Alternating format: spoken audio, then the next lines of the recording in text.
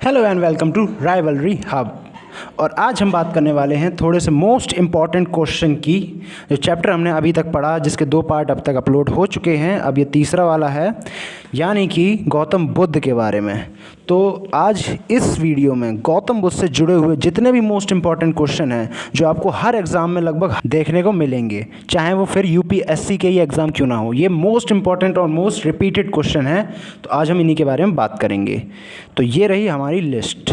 तो हमारा जो सबसे पहला क्वेश्चन है, जो अपने आप स्क्रीन पर देख सकते हैं, बुद्ध ने किस स्थान पर महापरिनिर्वाण या मृत्यु प्राप्त की थी?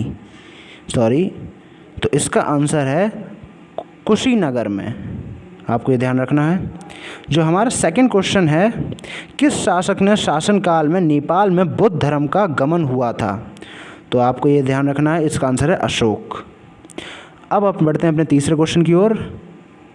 सांची क्यों विख्यात है? तो इसका आंसर है सबसे बड़ा बौद्ध स्तूप है वहाँ पर। स्तूप यानी जहाँ पर वो लोग पूजा करते हैं। और चौथा क्वेश्चन है हमारा, गौतम बुद्ध द्वारा अपने धर्म में दीक्षित किया जाने वाला अंतिम व्यक्ति कौन था? तो वो था समुद्र। अगला क्वेश्चन, किस भाषा का साधन प्रयोग बुद्धवाद के प्रचार के लिए किया गया है? तो आपको याद रखना है पाली भाषा के लिए। मठ, मंदिर और स्तूप किस धर्म से संबंधित है? इसका आंसर है गौतम बुद्ध धर्म से, मतलब बुद्ध धर्म से। बढ़ते हैं अपनी नेक्स्ट क्वेश्चन की ओर। बुद्ध धर्म एवं जैन धर्म दोनों के उपदेश किसके शासनकाल में दिए गए थे? तो आपको याद रखना है बिंबिसार। और जो हमारा लास्ट क्वेश्चन है, गौतम बुद्ध ने अपना प्रथम उपदेश कहाँ दिया था? तो याद रखना है आपको सारनाथ। इस स्लाइड के सारे 10 क्वेश्चन हो गए हैं। बढ़ते हैं अपनी स्लाइड के लिए। तो जो पहला क्वेश्चन है, गौतम धर्म ग्रहण करने वाली पहली महिला कौन थी? मतलब कि बुद्ध धर्म ग्रहण करने वाली पहली महिला कौन थी? तो वो थी महाप्रजापति गौतमी। ये आपको याद रखना है। सेकंड क्वेश्चन है, सिद्धार्थ यानी बुद्ध की ज्ञान प्राप्त कहाँ हुई थी? इन्होंने ज्ञान कहाँ प्राप्त किया था? तो इसका आंसर है गया। अब अगला क्वेश्चन है, सारनाथ में बुद्ध का प्रथम प्रवचन कहलाता है, क्या कहलाता है? आपको ये ध्यान रखना है, धर्म चक्रवर्तन। ये बहुत मोस्ट इम्पॉर्टेंट क्वेश्चन है। आगे बढ़ते हैं।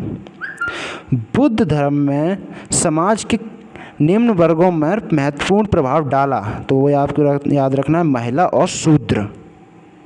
ओके। अगला क्वेश्चन, बौद्ध के घर त्याग का प्रतीक क्या है? तो इनके प्रतीक है घोड़ा। गौतम बुद्ध द्वारा भिक्षुओं के संघ की स्थापना कहाँ की गई थी? तो ये आपको याद रखना है, वैशाली में की गई थी। अगला क्वेश्चन, किसे एशिया की रोशनी कहा जाता है? The light of Asia. तो ये आपको ध्यान रखना है, गौतम बुद्ध को कहा जाता है लाइट ऑफ एशिया या एशिया की रोशनी।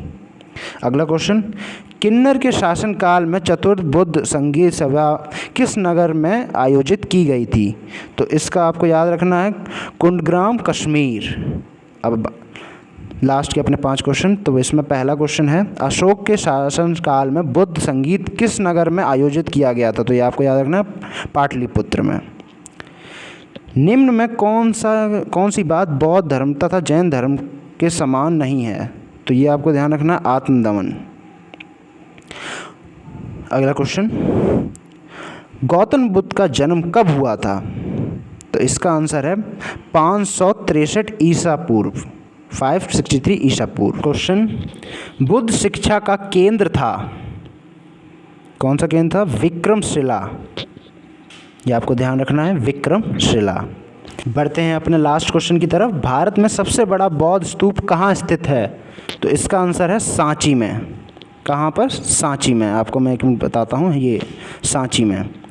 तो इस वीडियो में हमने सारे के सारे मोस्ट इंपॉर्टेंट क्वेश्चन कवर कर लिए हैं बौद्ध धर्म से रिलेटेड। इससे बाहर कोई क्वेश्चन नहीं जाएगा यूपी पैट में। आप बस इसका फर्स्ट और सेकंड पार्ट भी देख लीजिए, जिसकी डिस्क्रिप्शन में लिंक में दे दूंगा। सो सी यू इन द नेक्स्ट।